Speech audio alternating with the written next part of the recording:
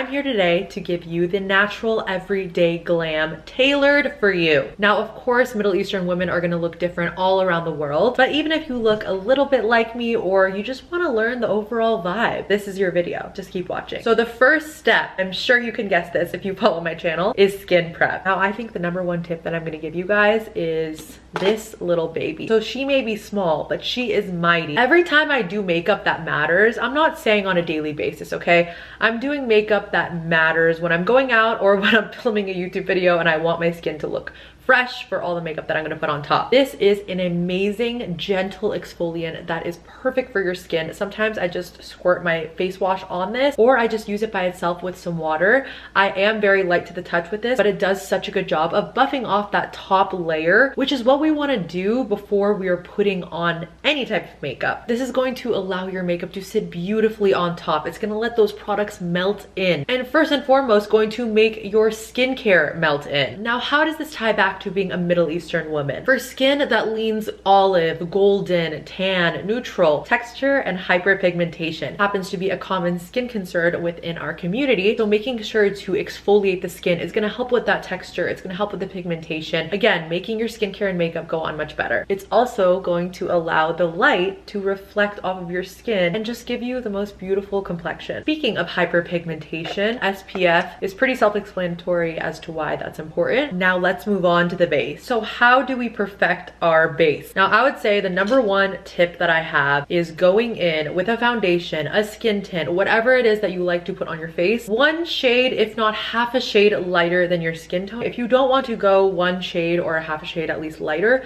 make sure that it is really matching your skin tone and matching your undertone as well. The point is, make sure your foundation is not darker than your skin. This is going to really give the illusion of obviously making your skin complexion look more even, but also leaving space for more contrast when you put on your contour and your bronzer. Your face will look less flat, more dimensional. I just went into undertones extensively on my channel. I'm gonna link the video right here if you didn't see it. I really went into the importance of understanding your face shape, your undertone, your eye shape. Now, speaking of undertone, Middle Eastern women tend to lean towards more of the neutral, the golden, the olive. So you're gonna wanna pay attention to that and stick to your undertone. All right, next we're going to go into concealer. So we are going to be using our concealer to brighten and correct. Pigmentation can be a main concern for us. Where is the pigmentation? It's gonna be around your mouth, around the nose, around the eyes. I spoke about this product before. I need to do like May favorites or just my favorites thus far because I feel like I found so many good products this year. This is quite possibly one of the best things that I've ever put on my face. This is a brightener by Tilbury. I'm not sure the exact name. Obviously, it will be linked below. I got this in the shade Fair. I don't know what sorcery is in this, but I feel like I don't even need to use a color corrector.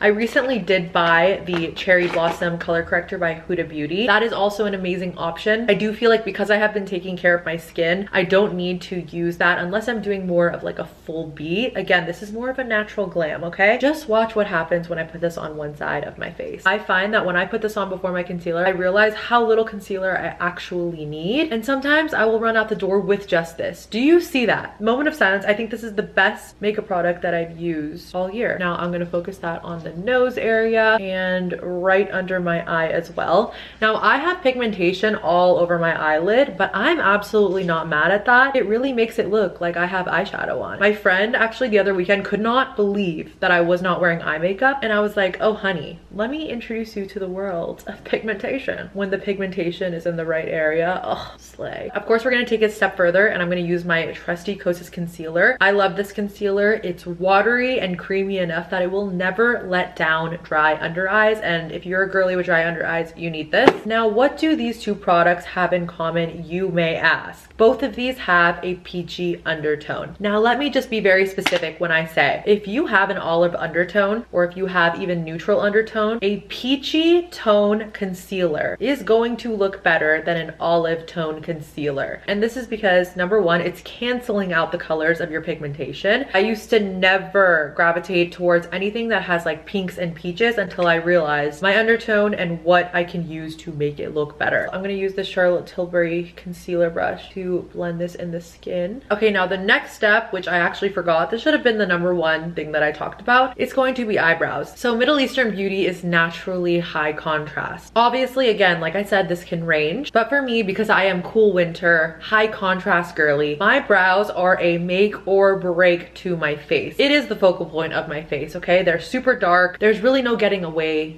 from them. Brows frame your face. If you're not happy with how your face is looking, take a look at your brows. Are they framing your face correctly? The point is that I feel good about my makeup look when my brows are on fleek. That's just how it is. One thing I will say that is very complimentary for anybody's eyebrows, honestly, is trying to keep that center area as light as you can, not putting a buildup of product and kind of letting that gradient play out. It is gonna make for a more softer and sultry look. Next, let's talk about the eyes. Now, like I said, this is a natural glam, okay? I'm not pulling out the eyeliner. I think I'm gonna do a part 2 to this where I do more full coverage vibe. The Master Mattes Makeup by Mario palette is going to be a Middle Eastern girl's dream. Think warm browns, bronze, soft copper, terracottas, and this is just where I focus the product, kind of just using it to contour the eye. And I'm gonna lightly set the under eye and anywhere I get oily. Now it's a perfect time to segue into contouring the face / bronzer. I'm using my cream bronzer today to contour / also warm up the face. This is the color that I'm usually leaning towards. This is in the shade Cien by Merit Beauty. I love this product. Key to a good cream bronzer is a formula that doesn't dry down. It just maintains like a wet consistency, therefore melting into the skin. If I were only allowed one step in my makeup routine, it would have to be this step. Do you see how much life this just brought back to the face? Again, bringing attention to all the warm tones that I'm using. Warm tones are your best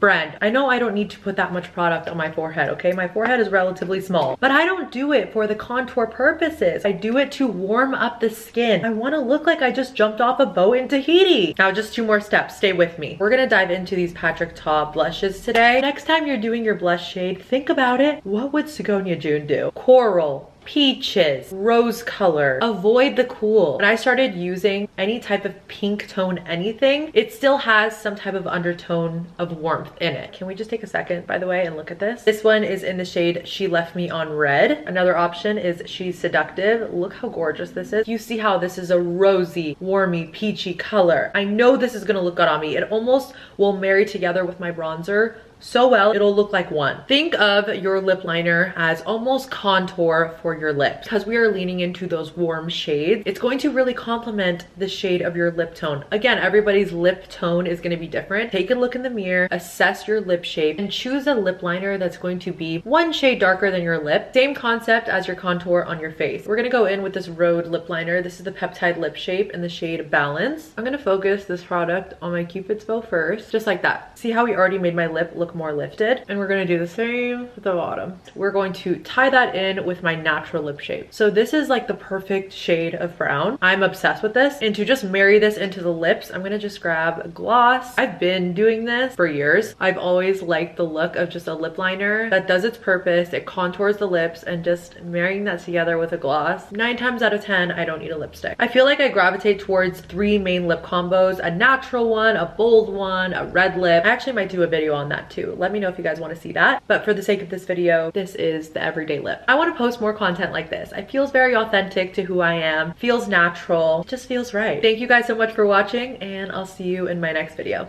Bye.